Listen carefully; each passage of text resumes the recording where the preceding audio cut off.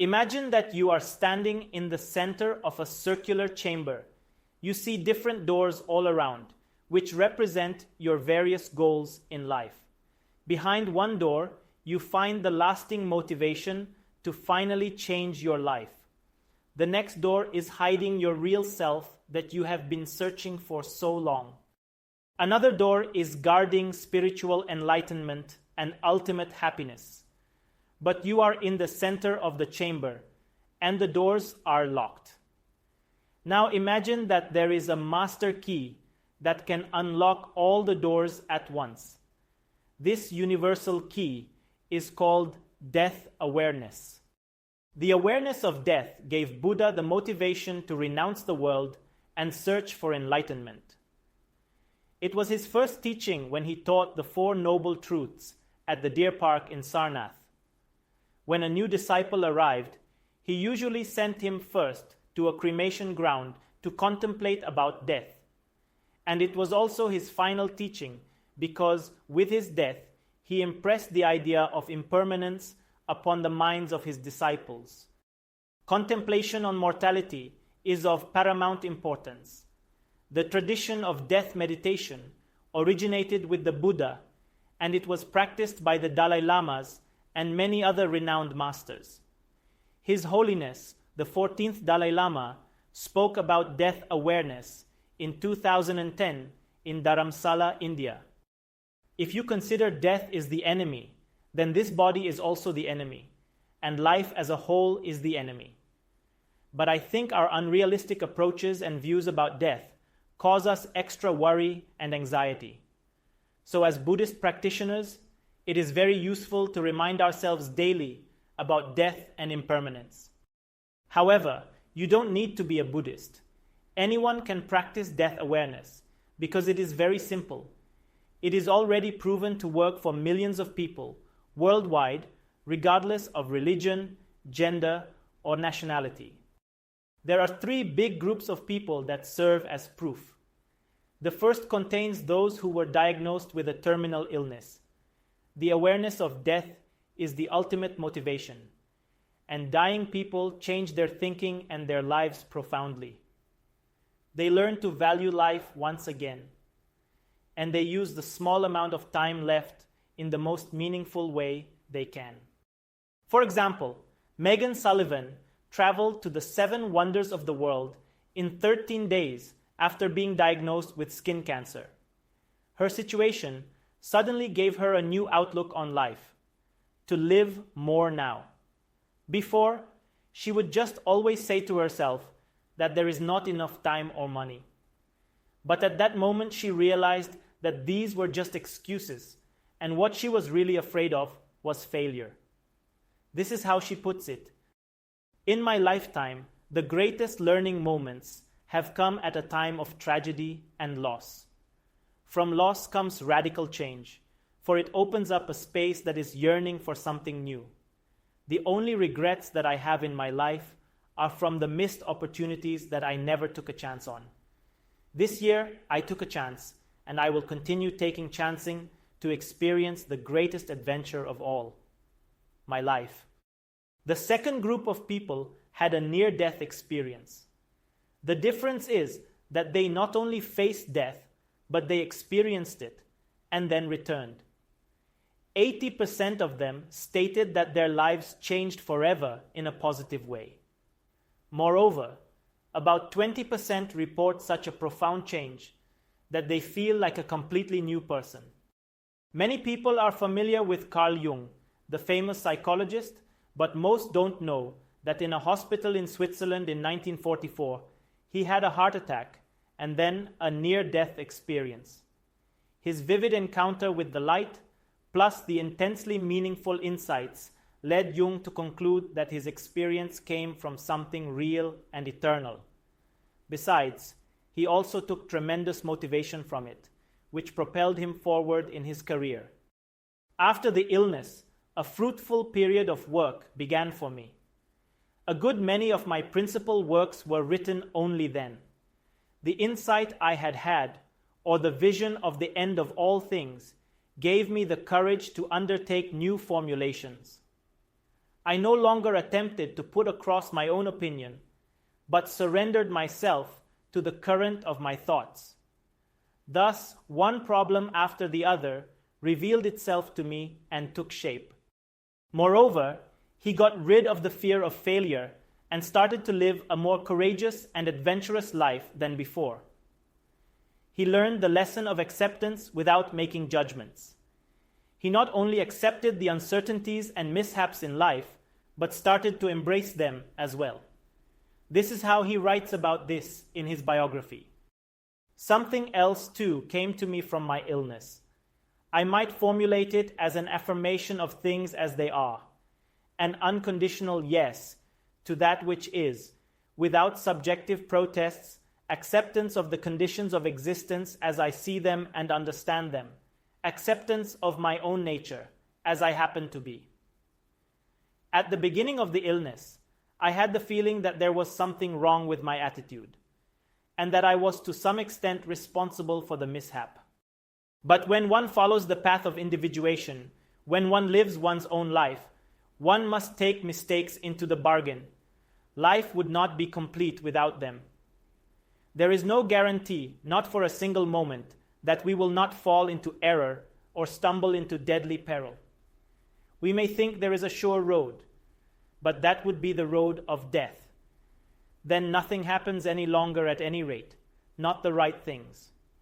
Anyone who takes the sure road is as good as dead. For me, the third group is the most interesting, and I also belong to it. These are the people who don't try to avoid the thought of death, but they face it consciously and sometimes even experience it themselves. While the people in the first two groups meet death accidentally, others choose to meet it voluntarily. I am not speaking about committing suicide, and that is the last thing I want to suggest. I am speaking about those who are courageous enough to face the reality of life and learn from it. But there are very few people who are ready for this. However, death will come even if you are not ready, and by preparing for it, you create a more meaningful life. This module will show you the benefits and the methods of death awareness. It will give you motivation and guidance to be a member of the third group. People usually don't like to speak about death. They avoid it like the plague. They think that by mentioning it, they paint the devil on the wall. They believe that they invite death by speaking his name. But this is just a superstition. What they are really afraid of is their own suppressed fear of death. Even the thought of death is scary because they are reminded of their own death. Instead, they want to keep themselves in the illusion that they will live forever. Death may be a taboo in the West, but not in the East. In India, they burn the dead openly on cremation grounds and have great respect for old people. While in the West, we try to hide the signs of aging with face creams, we put our grandparents to elderly homes and cover the dead in coffins. Somehow, we believe that death is not natural and should not happen. We cannot accept it, so we make every effort to deny it. If I asked you, you would probably say that you were not afraid of death. You are not afraid consciously, but you are terrified unconsciously. You are afraid even to think about it. That is why you don't even think about it. You say you will deal with it in its own time, but then it will be too late. Your whole life is unconsciously built on the fear and denial of death, and it defines you beyond your comprehension. You unconsciously do everything you can not to be afraid of death, and most of the time you succeed. But your success is really a failure, and you don't even realize what you are missing. We are always afraid of the unknown, and death is one of the biggest mysteries of life.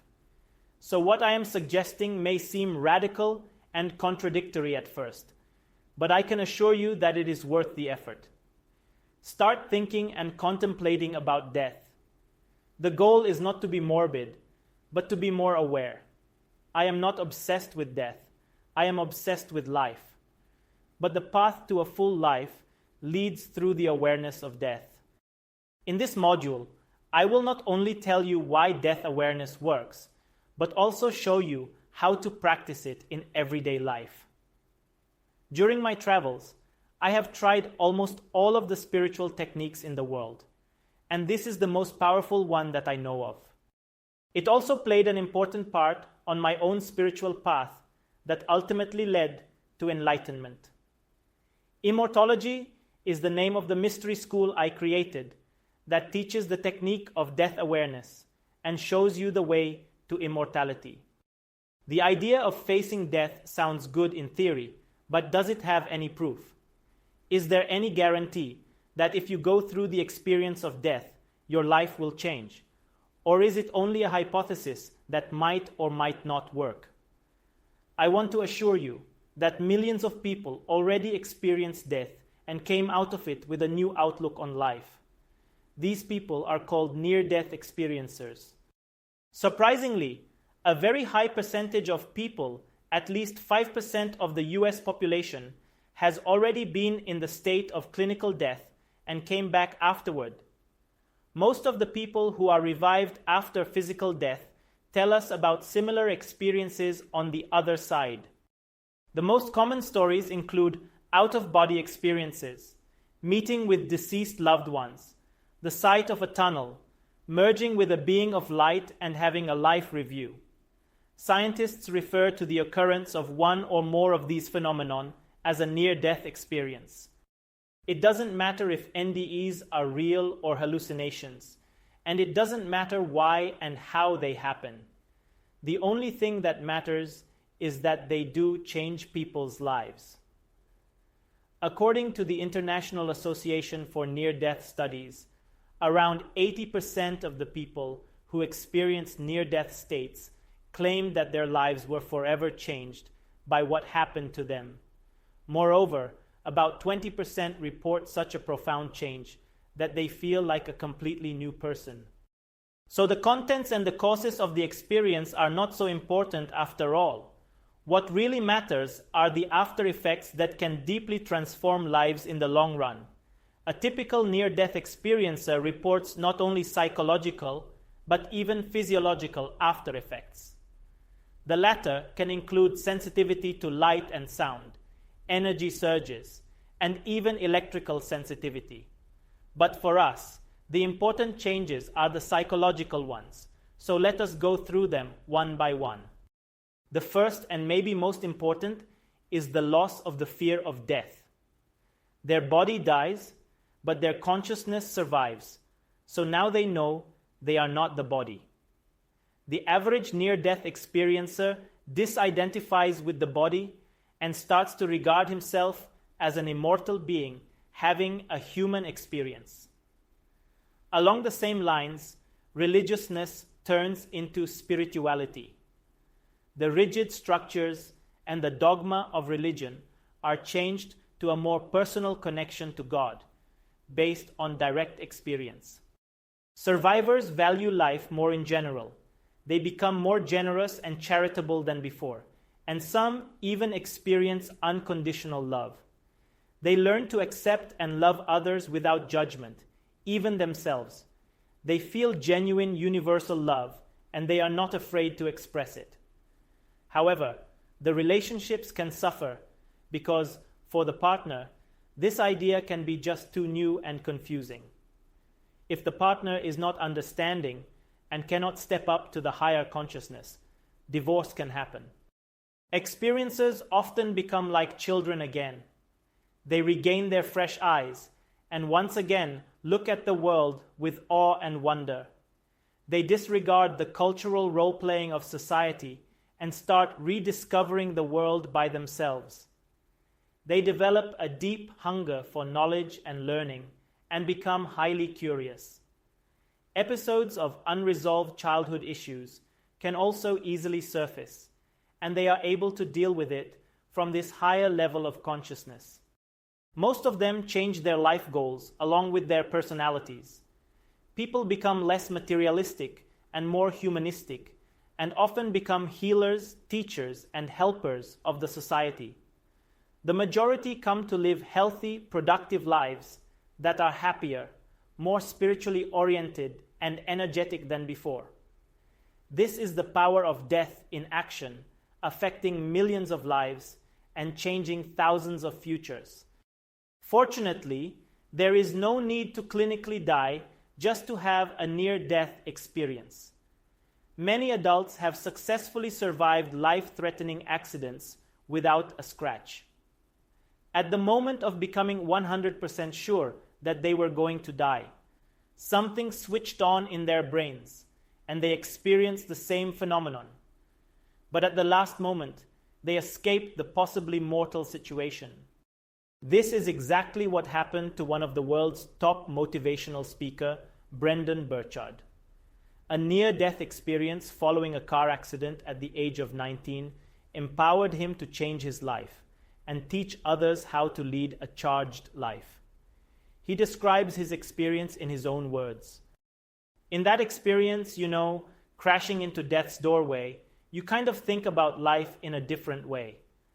And I discovered what I call life's 3 questions. The first question you wonder is, did I live? If this is the end, did I live my life fully and vibrantly?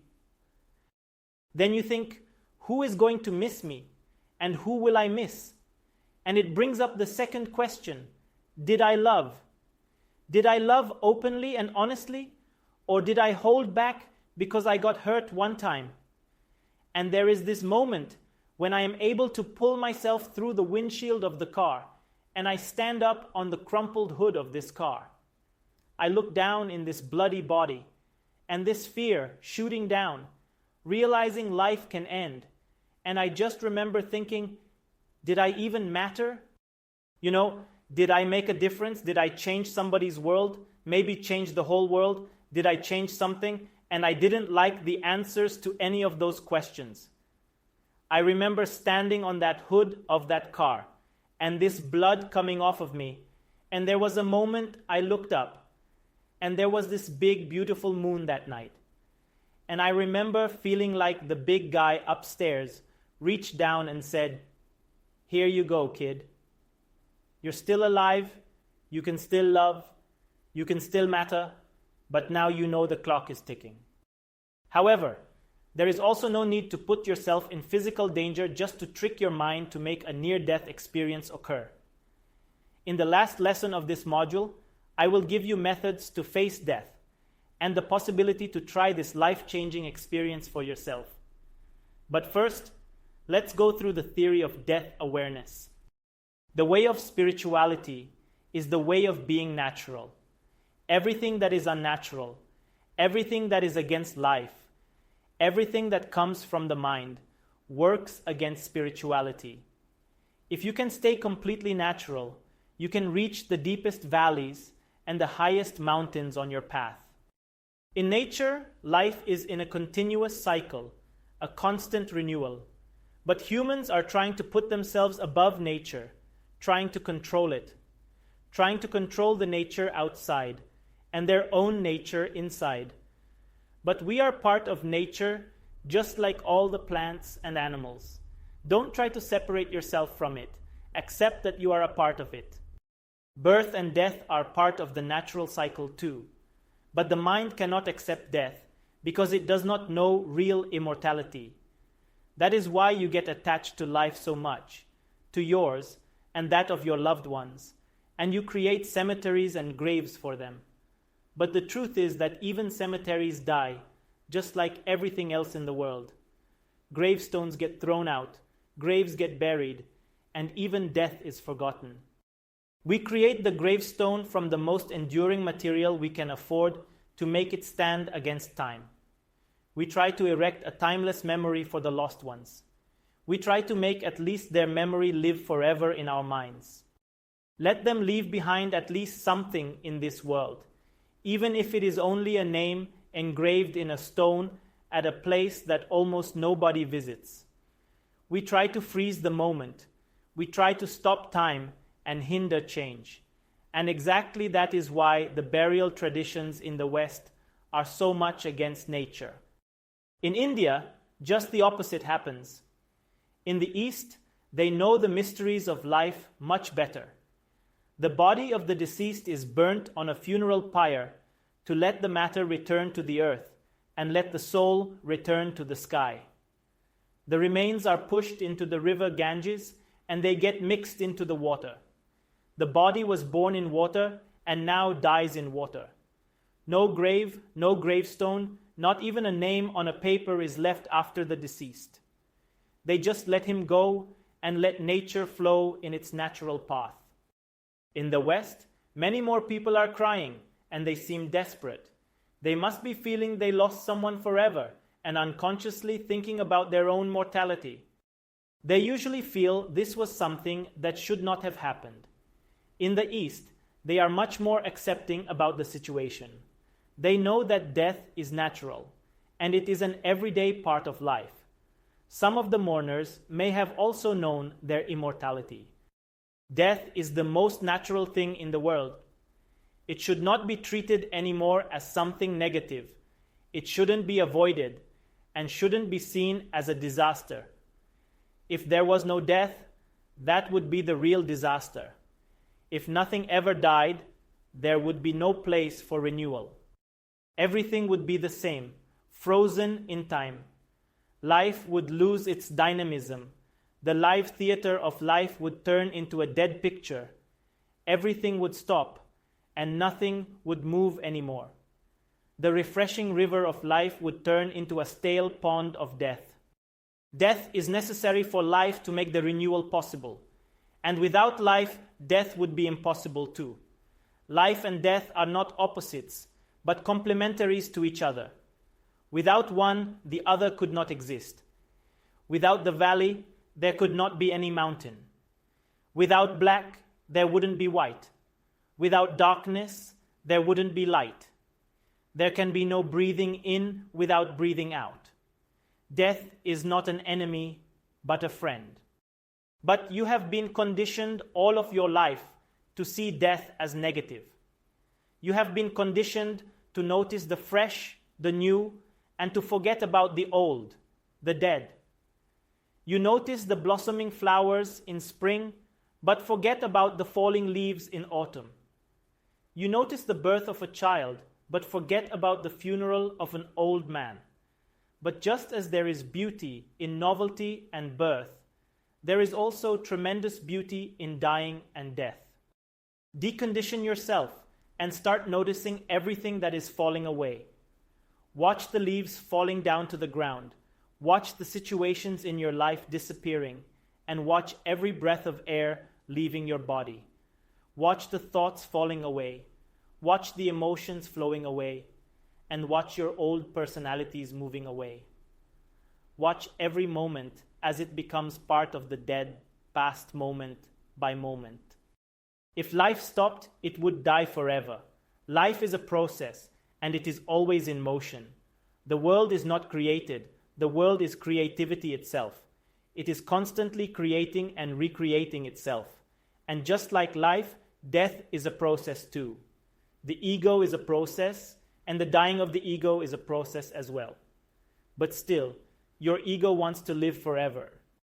Just imagine for a second what living forever would really mean in your present state of mind. You would probably die of boredom. What you really want instead is to have a meaningful life and to feel really alive. Both are possible if you accept death. Your birth contains your death. They are inseparable from each other. After you were born, only one thing is certain, that you are also going to die. Everything else is uncertain in life, only a possibility. Death is the only certain thing, not a mishappening, not an accident.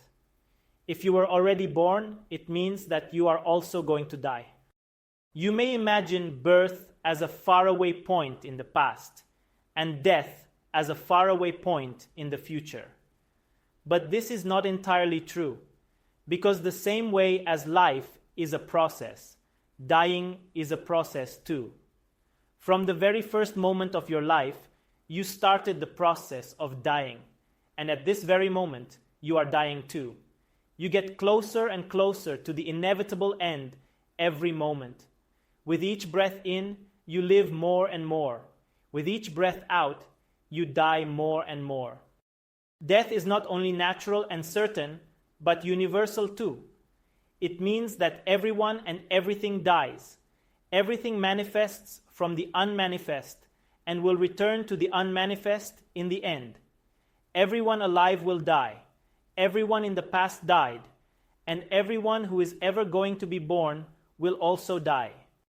Not only people, but animals and plants die as well. Even objects die. Even rocks die. Even the earth will die. Even the sun, even the planets, and even the stars die. Every moment dies. The challenge is to find something that will never die until you are still alive.